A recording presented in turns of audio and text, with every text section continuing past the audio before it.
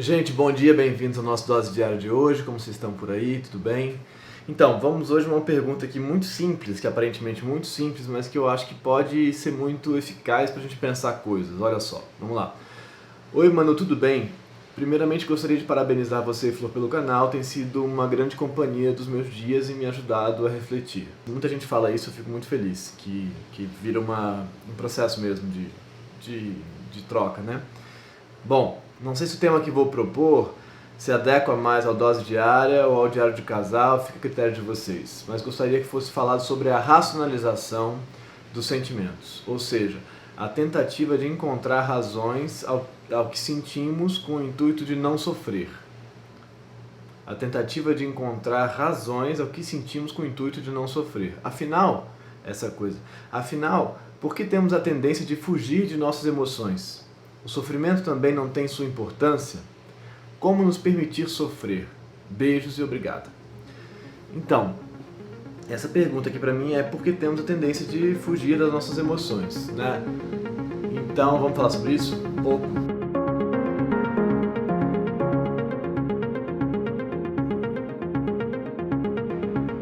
Voltando pro Freud mais uma vez, sempre aqui do nosso negócio, tem uma coisa lá que ele chama de princípio do prazer, né? Princípio do prazer é um funcionamento que a gente teria, muito básico, de buscar prazer, de caminhar no sentido do prazer. Prazer, para ele, ao contrário do que pode parecer, prazer é a diminuição da excitação, da tensão, do tensionamento, é a diminuição, uma espécie de rebaixamento na tensão. Então a gente caminharia para isso. Ele segue com essa tese até 1920, quando ele faz um texto que é além do princípio do prazer. E aí ele elabora uma outra coisa que vai dar na ideia da pulsão de morte. Bom, mas considerando o princípio do prazer, a gente então funciona tentando rebaixar tensões, né, que fazem mal pra gente. Então, qualquer coisa que gere tensionamento, a gente tenta fugir daquilo. Seja uma ameaça externa, então alguma coisa que ameaça a gente, a nossa integridade como sujeito, vindo de fora, a gente se afasta disso, né? Pensa aí, qualquer coisa que gere sofrimento, ou que tenha potencialidade de gerar sofrimento, que te ameace, você se afasta, se defende daquilo. Isso é muito fundamental, muito primordial. Mas isso acontece que essa sua consciência não só se afasta do que vem de fora, como ela tenta se proteger do que vem de dentro, na hipótese do inconsciente, do que está dentro da gente. Que são coisas que ameaçam também a nossa integridade. Por exemplo, coisas que a gente não pode desejar ou não poderia desejar. Coisas que a gente não poderia sentir. Então o que a gente faz, aí tem um outro texto super legal do Freud, que chama Repressão, posso botar aí, que é a gente reprime. A gente reprime o que a gente deseja, a gente reprime nossos instintos, as nossas pulsões. A gente reprime essas coisas que a gente estaria sentindo, porque a realização dessas coisas seria ameaçadora, seria uma ameaça para a nossa integridade. Tem coisas que a gente não pode realizar no mundo, porque isso é uma ameaça, que pode ser uma ameaça em vários níveis sociais, ou da própria integridade física mesmo, né? Então você tem que conseguir processar os seus desejos, os seus impulsos, no sentido de não realizá-los. E aí você cria mecanismos de repressão ou recalcamento, assim, depende da fase, isso acontece de várias maneiras ao longo da vida, às vezes num campo claramente social, assim, uma lei, você não pode fazer e tal, às vezes num campo do que é, por exemplo, lá o interdito do incesto, né, assim, dessa fantasia do incesto, que a criança teria ali com a mãe e tal. Bom, então você vai reprimir esse negócio, guardar lá, enfiar lá embaixo, deixar lá guardado porque aquilo ameaça. Então, aí quando Freud vai pensar essa ideia da castração, da criança, do menino, por exemplo, que o pai diz para ele que ele não pode ter acesso à mãe, tô falando, tá, na narrativa do Édipo lá original, assim, né? Que o menino não pode ter acesso à mãe, então ele vai reprimir esse desejo, essa fantasia, vai guardar lá. Porque essa fantasia, esse desejo, esse sentimento, como você poderia chamar, ele gera a ameaça da castração, né, do pai dizendo não. É a história do Édipo, né, que eu já falei aqui também algumas vezes. Dando esse exemplo da história, né. Então, a gente tende a fugir do que vem como ameaça externa e a gente tende também a fugir do que vem com essa ameaça de dentro, né, dos nossos desejos. Só que como é que você foge do que vem de dentro? Esse que é o problema. Como é que você foge do que vem de dentro? Você recalca, você não tem como fugir de você mesmo, né? Esse é que é o ponto da história. Por isso que o tratamento, a terapia é tão importante.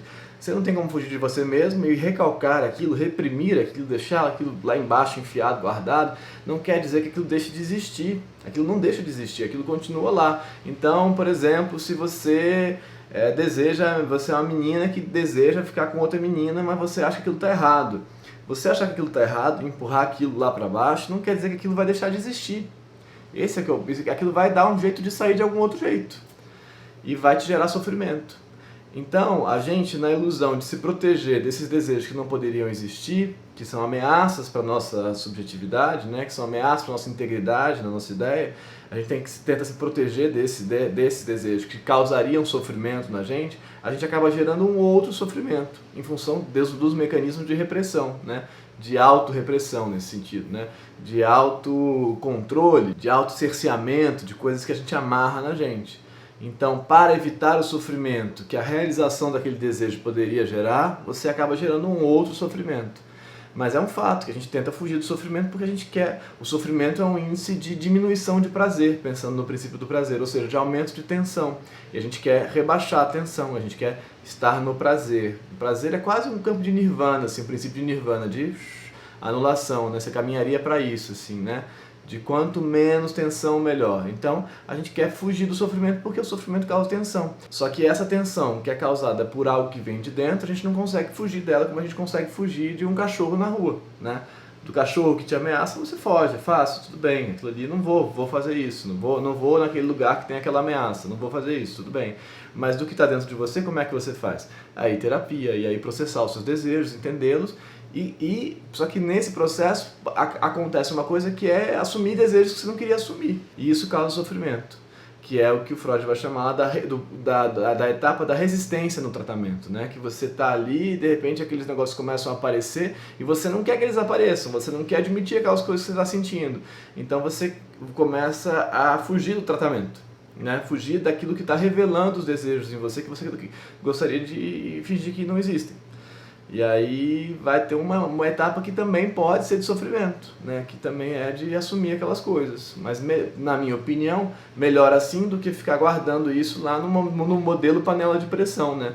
Que vai saindo por outros lugares, fisicamente, ou na agressividade, ou em estruturas de compulsão, em milhares de coisas. São as maneiras que esses desejos reprimidos, né? Sufocados, calados dentro de você, que eles acham de sair. Mas a gente tende a fugir do sofrimento mesmo porque é o nosso mecanismo de autoconservação, entendeu? Então a consciência faz isso, ela tem essa dupla função, ela foge, o nosso eu, né, tem essa dupla função de fugir das ameaças internas e se proteger das ameaças internas, que são os desejos que estariam errados, entendeu? Não sei se ajudei, mas acho que faz sentido. Então, como é que a gente consegue não fugir disso que vem aqui de dentro e processar? E aí caminhar no sentido do que você está falando. O sofrimento faz parte? Faz. Então, como é que a gente enfrenta ele, processa ele, elabora ele? Em certo sentido, dose diária é basicamente sobre isso, né? Elaborar coisas que a gente estaria preferindo esconder e que acabariam gerando mais sofrimento ainda na gente. Certo? Gente, era isso hoje, tá bom? Digam aí o que vocês acham.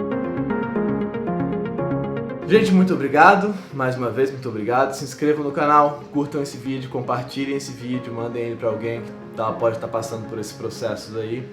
Comentem aí embaixo, leiam os comentários são sempre muito interessantes. Se quiserem me escrevam pelo direct do Instagram, que lá só eu leio. Mas é muito direct também, às vezes eu não consigo ler todos, tá? Não fiquem chateados. É isso aí. Tchau, até amanhã, gente. Obrigado.